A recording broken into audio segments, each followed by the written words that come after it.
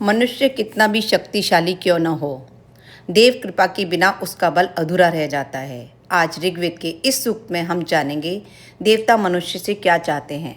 नमस्कार सभी को। ऋग्वेद के मंडल 2 का सूक्त 26 मानव और दैवीय शक्ति के संबंध को गहराई से समझाता है।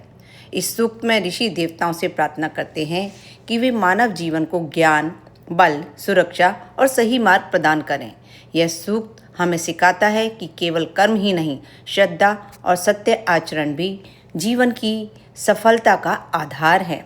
देवता उन लोगों की सहायता करते हैं जो धर्म, संयम और सत्य के पथ पर चलते हैं। यह सूक्त आज के जीवन में उतना ही प्रासंगिक है जितना वैदिक काल में था। इस वीडियो में आप सुनेंगे ऋग्वेद के इस सूक्त की सरल भावात्मक व्याख्यात्मक।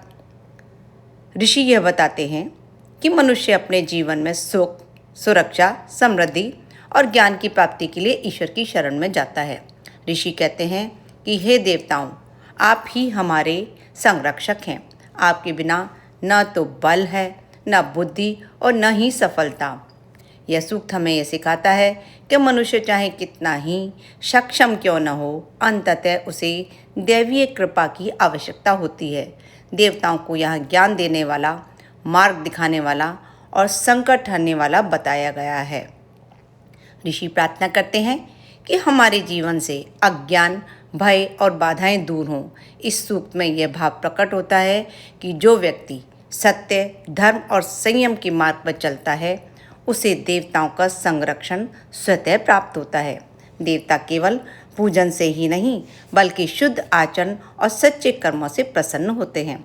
यह सूक्त स्मरण कराता है कि जीवन में सफलता केवल भौतिक प्रयासों से नहीं बल्कि आध्यात्मिक संतुलन से आती है।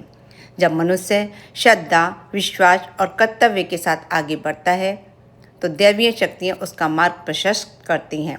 अंत में यह सूक्त हमें संदेश देता है कि ईश्वर पर विश्वास रखकर सत्य के मार्ग पर चलते हुए हम जीवन के हर संकट को पार कर सकते हैं। यह हुई सूक्त 26 की सरल व्याख्या।